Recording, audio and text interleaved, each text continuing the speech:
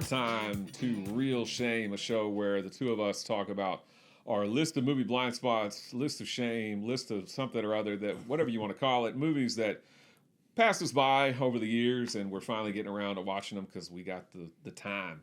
Sometimes we got the time. We make the time. We make the time to watch these movies. Time's on our side. Time is on our side, and we talk about them. We have no idea what each other thinks of the films until we actually start rolling. So it's time to find out what we think of today's movie, which is from my list of shame. Adam's going to tell us all about it. All right. A couple cheated on by a vile businessman kidnaps his wife in retaliation, not knowing that their enemy is delighted that they did in Ruthless People. He seems pretty upset.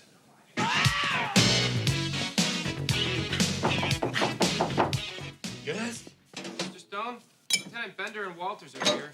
They'd like to start as soon as possible. I'll be right there.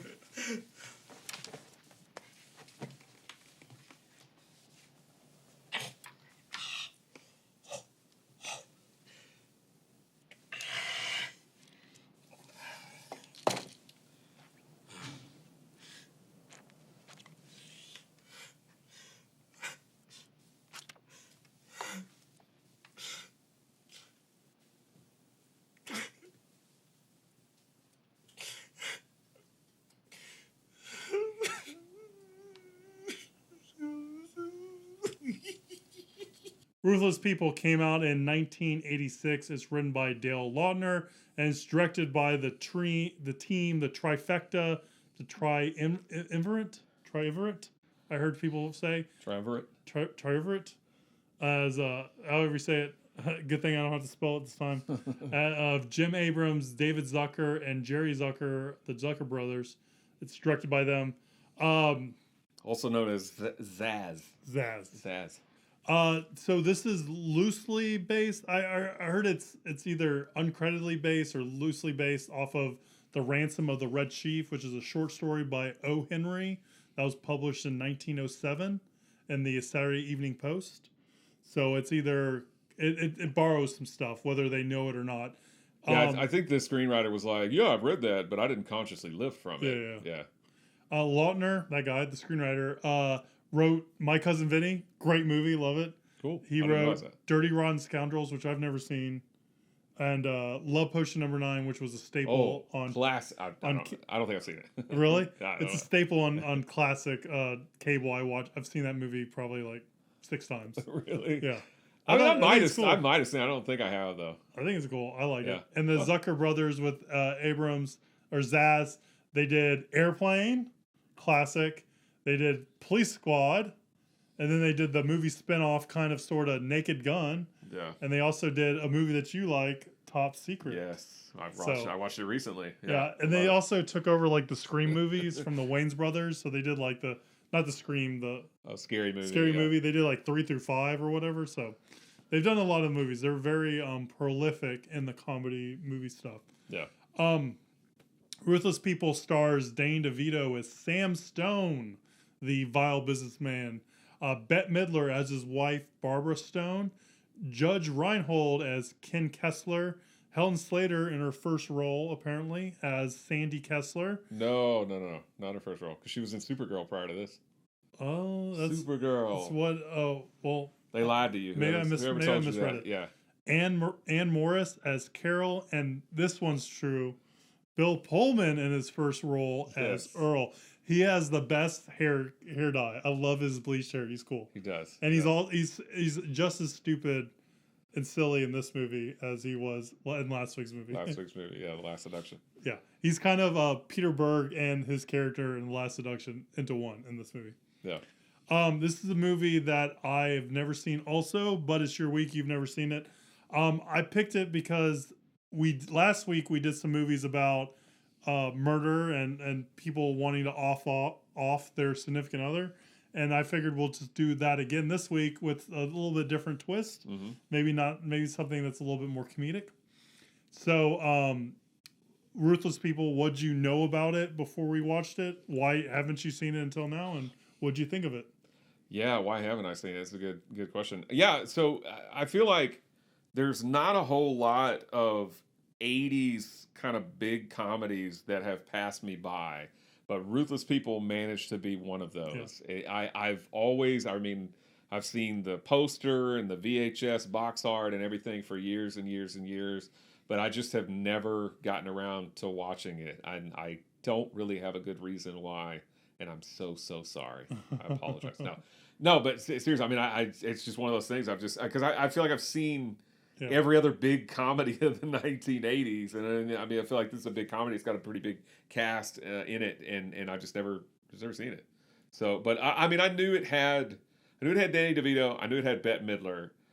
I don't think I knew who the kidnappers were. So Judge Reinhold and Helen Slater. I don't think I knew that they were in it. I did not realize that this was Bill Pullman's first film or that he was in it. So it was cool seeing all of them. But yeah, I basically just knew Danny DeVito and Bette Midler. And, Bette Midler did a lot of, like she did Ruthless People, she did Outrageous Fortune, she did Big Business. Down and Out in Beverly Hills. Down and Out in Beverly Hills, exactly. She did a lot of kind of comedy movies there in the mid to late 80s. And I've seen like all of those. We watched Down and Out in Beverly Hills, of course, on this show, as you just mentioned it. But this is like the lone straggler, I think, of the Bette Midler comedy movies. I've never seen Beaches, but that's not really a comedy. It's more like a tearjerker, dramedy kind of thing. But anyway, so I'm filling this gap for Ruthless People. I did know that it was about a kidnapping, but I didn't know, a whole lot about it outside of that. But long story short, I thought it was really funny. I actually really enjoyed this film a lot. I thought that it's very funny. I thought everybody was good. I thought Danny DeVito's good. All that stuff. Nobody did a bad job or anything like that. The thing that really struck me about it was it made me laugh a lot, and it's very clever, I feel like. Like, I like the things that happen in this film. So you start with Danny DeVito. Number one, I like the fact that it begins with Danny DeVito talking about how much he hates his wife. And I thought he was going to go home and, like, bicker with his wife. And we're going to have a scene like that. But he goes home. His wife's already been kidnapped. So they get right into it. And then you find, that her kidnappers are pretty much just nice people. They just been cheated out of a business deal or whatever. But they're pretty much nice people, and she's pretty mean and cranky. Well, I mean, who wouldn't be? She's been kidnapped or whatever. But I like, so this movie has a lot of, it's got not only kind of mistaken identity, but it's basically got just like mistaken situations. Yeah. Like Bill Pullman is the kind of boyfriend of this girl that Danny DeVito's been carrying on with. Yeah. And then she wants to, in turn, kind of blackmail Danny DeVito because she knows that he's going to kidnap his wife. So she has Bill Pullman go film where he thinks is going to happen, but because it can't happen since she's already been kidnapped, he ends up mistakenly filming the police chief, right? Police chief who's basically having sex with a prostitute. Yeah. And she's screaming her head off because that's what he likes. That turns him on. And Bill Pullman's so dumb, he thinks that he's killing her, and he thinks it's Danny DeVito. And then from then on, it's like, she wants to watch his what's her name, Carol. Yes. Carol wants to watch the tape, but she turns it off before she realizes it's not Danny DeVito. She hears the screaming. She's like, I can't watch this. Yeah. And so it's just one thing leads into the next. I mean, then she sends it to the police chief. Yeah, she sends it to the police chief, and the whole every time they have a conversation, it fits. Yeah. The way that things work. I love that sort of thing. Similar to Top Hat, right? When Fred Astaire, Ginger Rogers thinks that Fred Astaire is actually the husband of her friend, and there's a whole mistaken identity thing going on for a good deal of the movie. Same kind of thing here, and I think it's very, very cleverly done. Very funny. I love the part when Judge Reinhold. They do find the tire print, and it matches the van or whatever that Judge Reinhold drives. So they go to his work to confront him, and he's like nervous. So he's like, I got to go to the bathroom, and he tries to climb out the window. But they meanwhile get a phone call or whatever saying, oh no, he's not the guy. We need to arrest Danny DeVito. And so they go over to tell him like that they're leaving. He's making all kinds of noise because he's going out of the window, and they just think he's like taking a shit or something. And they're like, oh yeah, he's got the stomach. Just everything about that, it just was so funny to me. I thought this movie was really, really funny and really, really clever, and I will definitely watch this film again. I'm sorry that it took me so long to watch it because I really, really dug it. I thought it was really funny. Very cool. Yeah, I was all about it. Were you all about it? Unfortunately, I've had more fun talking about it than I did watching it. Oh. I didn't laugh once. I don't know if maybe I was in a bad mood. What is wrong with you? Yeah, it's a lot. There's a lot. We can spend a whole podcast on that.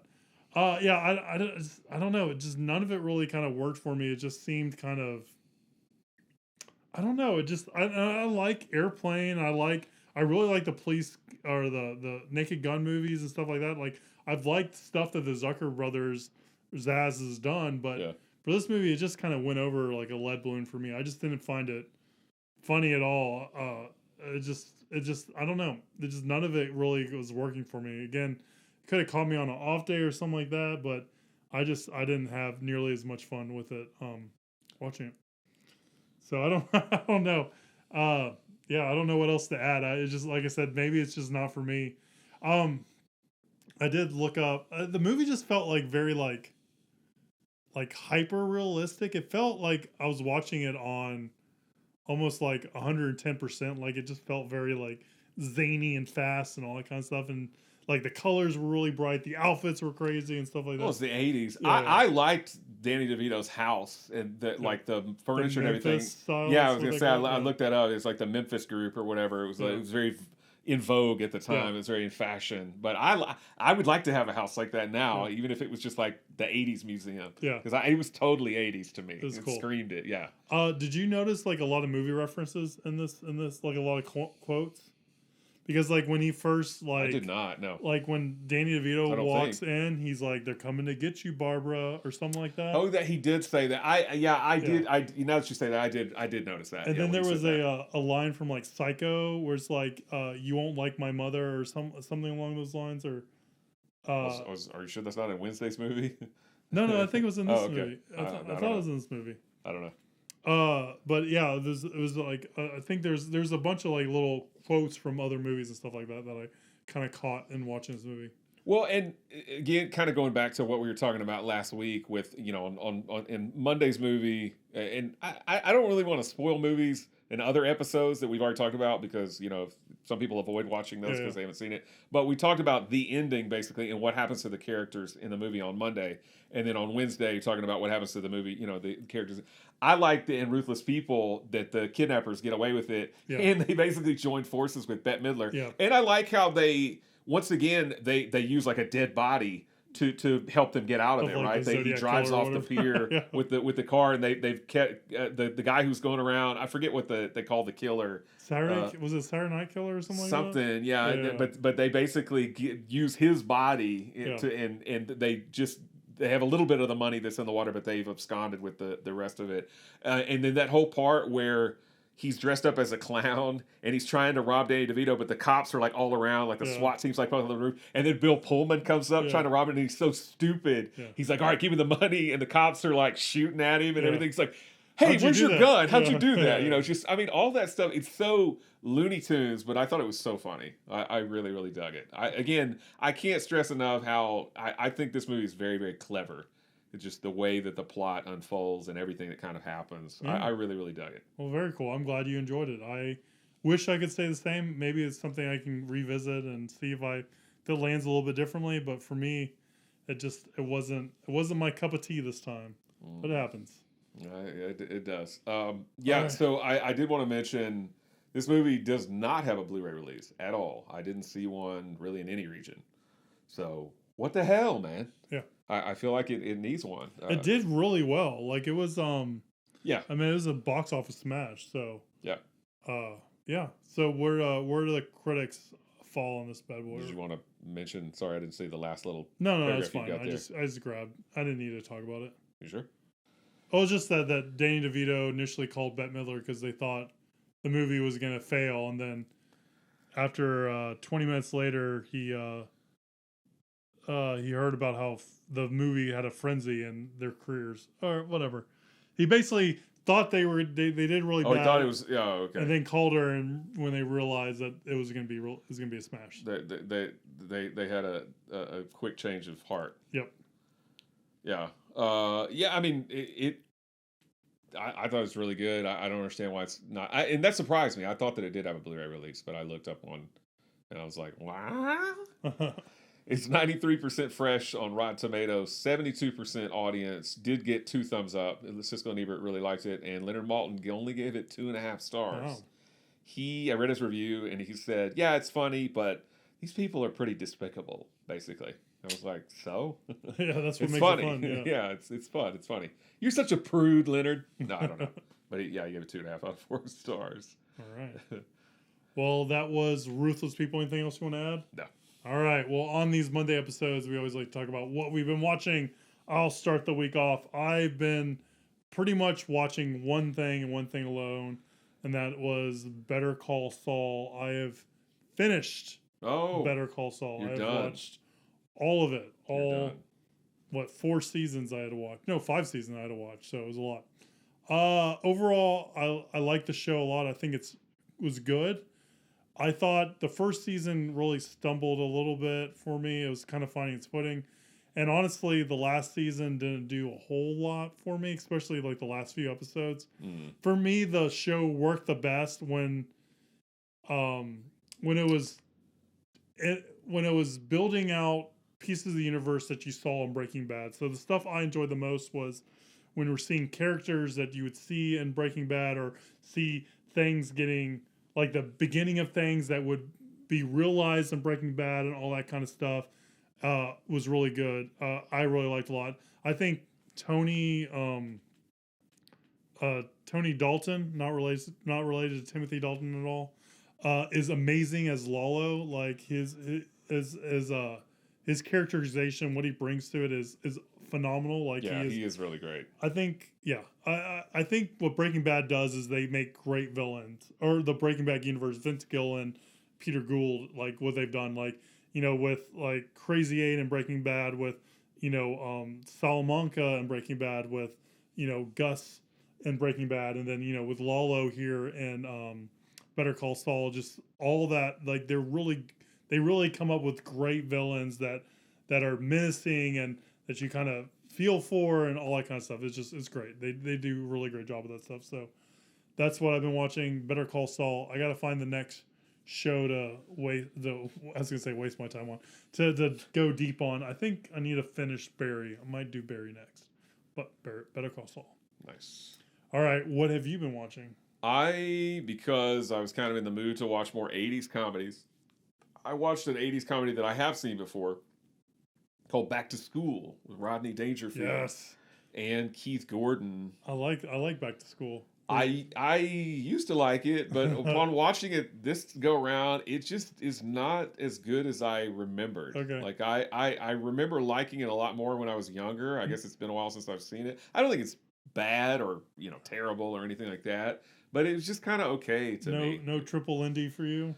I mean, you know, that part's pretty funny, I guess. But just overall, I think that I almost wish that it would have been a movie about just Rodney Dangerfield, kind of like Billy Madison or something. Yeah. Like he has to go back to college and finish for some reason, not because his kid is there. Because honestly, I think Keith Gordon is super weak in the movie. And every time the movie focuses on Keith Gordon, I just want to fast forward it and be like, this is so boring and stupid to me. Yeah. Because Rodney Dangerfield is much more interesting in that film. Yeah. Keith Gordon's like a wet blanket in that film. And he's supposed to be, I guess, because he's kind of like a nerd and he hangs out with Robert Downey Jr. Yeah, but I mean, I was like, shut up. Like, just get out of here.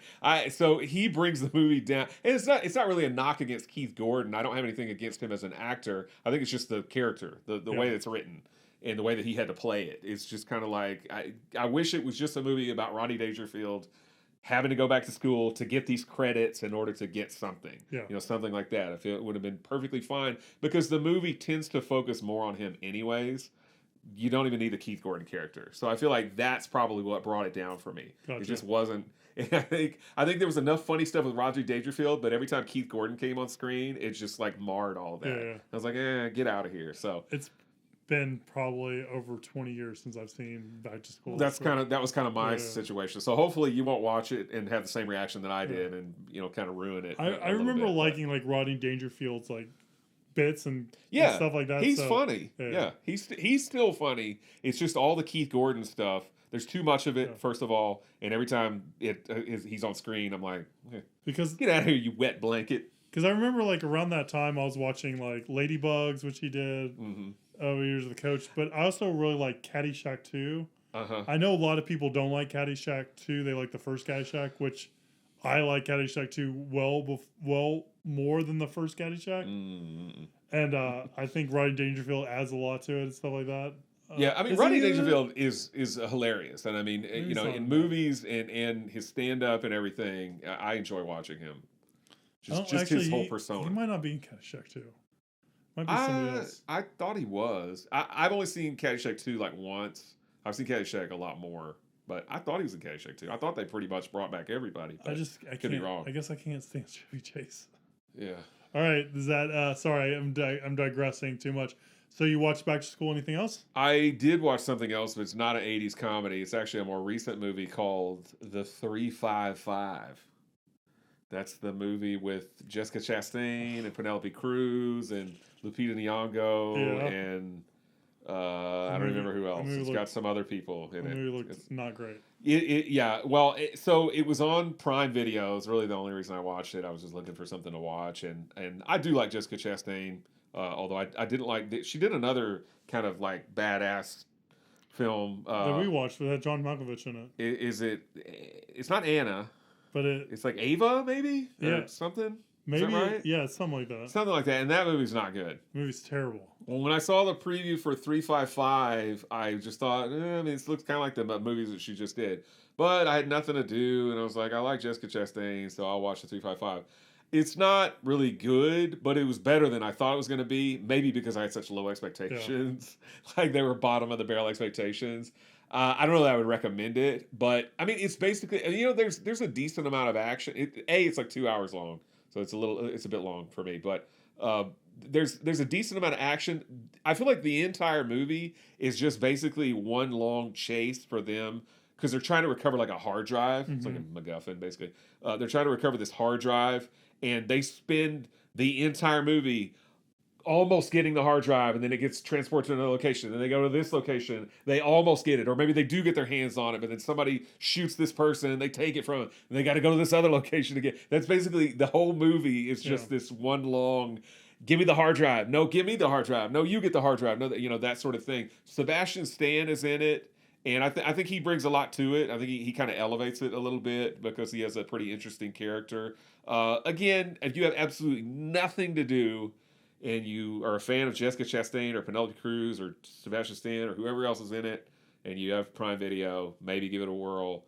But yeah, it's okay. And again, I'm sure that I probably liked it a lot more because I expected it to be the worst thing I've ever seen.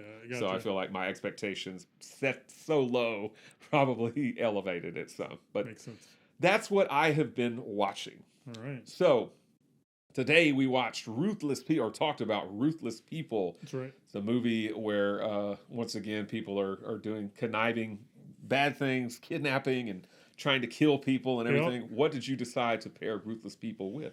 Yeah, I wanted to find another movie that's kind of in the same kind of vein. You know, like you said, it's about trying to off someone's loved one and stuff like that. And there's a movie that's also well known from the 80s that has Danny DeVito in it. In fact, he directs this one. And it's also a movie that I haven't seen. Have you seen this before? I have. All right. Well, you have. I have not. So I decided to pair it with another big 80s comedy about killing people, and that's Throw Mama from the Train. A kiss. So that's what we're going to do. All right. So that's everything Ruthless People and more. Let us know down below if you agree with Andy. Probably don't agree with me. How you feel about Ruthless People and watching it. Do you like it or not? And all that kind of stuff. If you're watching us YouTube, leave a comment. If you're listening to us through your podcatcher, shoot us an email, realshame@gmail.com. We really do appreciate it. Please like, subscribe, share, do all the social media stuff. It really does help, and we really do appreciate it. And stay tuned Wednesday. I was going to say next week. Wednesday, when we find out how hard is it to throw Mama from the train. She seems pretty feisty, so probably be pretty hard. I'll say. So we'll see you soon, guys. Have a good one. Bye.